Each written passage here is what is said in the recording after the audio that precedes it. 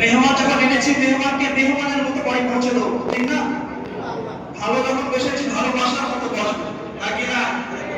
আমরা ভুলের মালা দেবো খুশি করে, কার রাগ হতে হতো কার রাগ না হলো আমাদের দেখা দরকার নেই, ঠিক না? আমরা ভালোবেসেছি হামেশা নিয়ে এসেছি, হাতিয়া জামুক দেবো, ফুলের মালা দেবো, ফুলের তোড়া দিয়ে আমরা ভালোবাসা জানাবো। ইমাম সাহেব জায়গাটা ভাবি ইমাম সাহেব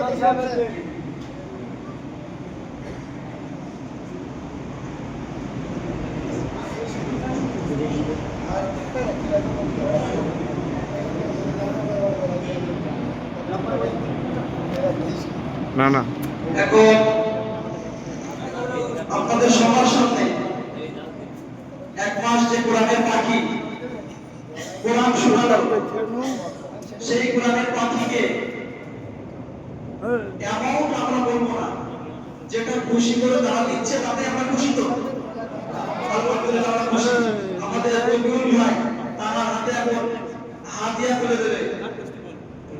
নারায়ে তাকবীর, আল্লাহু আকবার, নারায়ে তাকবীর, আল্লাহু আকবার। ঘরে ঘরে জানো,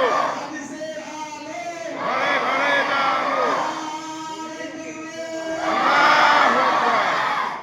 সকলে দোয়া করবেন হাফেজ সাহেবের জন্য, আরো সুন্দরভাবে যেন তেলাওয়াত করতে পারে, আল্লাহ সেই তৌফিক দান করুন।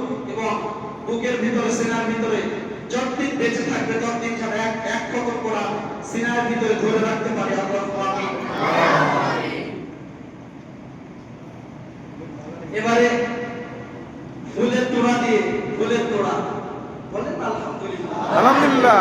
আপনাদের মুখে হাসি নেই নাকি? একটু হাসি, হাসি নেই, হাসি থাকার তো দরকার। এক মাস পরে বিদায় জানাবো হাফেজ সাহেবকে। এবারে আপনাদের সম্মুখে ইমাম সাহেব রাজ্জাক মামা, রাজ্জাক মামা ফুলের তোড়া দিয়ে হাফেজ সাহেবকে বরণ করে দেবেন। নারায়ে তাকবীর, আল্লাহু আকবার, নারায়ে তাকবীর, আল্লাহু আকবার। তাকবীরের হক সিলসিলা, আল কোরআনের আলো, নারায়ে তাকবীর। আল্লাহু আকবার। সকলে হাফেজ সাহেবের জন্য দোয়া করবেন। হাফেজ সাহেব যে এতদিন ছিলেন, কোনো ভুল বিয়াদবি হতে পারে, হাফেজ সাহেব নিজের মুখে ক্ষমা চাইবেন। আপনারা সবাই ক্ষমা করবেন তো? ইনশাআল্লাহ। আমি আগে থেকে বলে দিই, আপনারা বলবেন আল্লাহর রাস্তায় ক্ষমা করে দিলাম। হাফেজ সাহেব যখন ক্ষমা চাইবেন আপনারা বলবেন আল্লাহর রাস্তায় ক্ষমা করে দিলাম। হয়তো কোনো ভুল বিয়াদবি হতে পারে।